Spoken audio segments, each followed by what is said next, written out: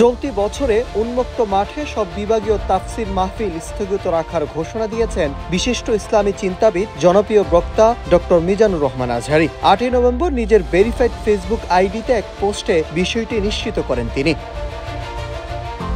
পোস্টে মিজানুর রহমান আজহারী লিখেন, গত বছর দেশব্যাপী 8টি বিভাগে তাফসিরুল কোরআন মাহফিলে অংশগ্রহণ করেছিলাম। আলহামদুলিল্লাহ, প্রতিটি প্রোগ্রাম বেশ শান্তিপূর্ণ ও উৎসবমুখর পরিবেশে সম্পন্ন হয়েছে। পবিত্র কোরআনের দুর্বার আকর্ষণে দূর দূরান্ত থেকে আসা জনতা উপচে পড়া ভিড় ছিল চোখে পড়ার মতো। লাখো মানুষের এসব জমায়েত সামাল দিতে আইন শৃঙ্খলা রক্ষাকারী বাহিনীর সদস্যদের বেশ হিমশিম খেতে হয়েছে। পরিস্থিতি নিয়ন্ত্রণে সেনাবাহিনী, পুলিশ সহ সংশ্লিষ্ট অন্যান্য বাহিনীর সমন্বয়ে গঠিত যৌথ বাহিনীর মাঠ পর্যায়ে যে পেশাদারির পরিচয় দিয়েছেন তা সত্যিকার অর্থেই প্রশংসার দাবিদার।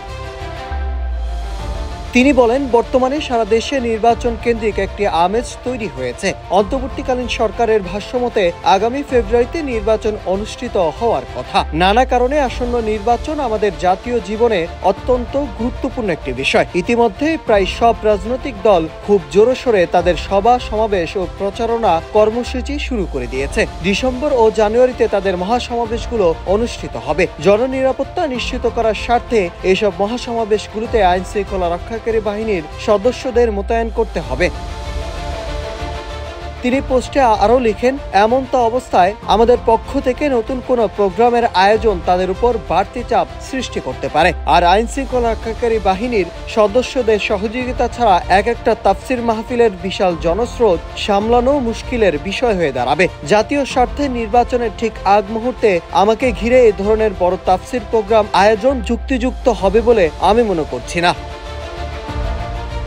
মিজানুর রহমান আরও বলেন, তাই সার্বিক পরিস্থিতি বিবেচনায় উন্মুক্ত মাঠে আমার এ বছরে বিভাগীয় সব তাফসির মাহফিল স্থগিত রাখার সিদ্ধান্ত নিয়েছি। নির্বাচন পরবর্তী স্থিতিশীল পরিবেশে তাফসিরুল কোরআনের ঐতিহাসিক প্রোগ্রামগুলোতে আমরা আবারও মিলিত হব ইনশাআল্লাহ। Nahid Hasan, news desk, Ittefaq.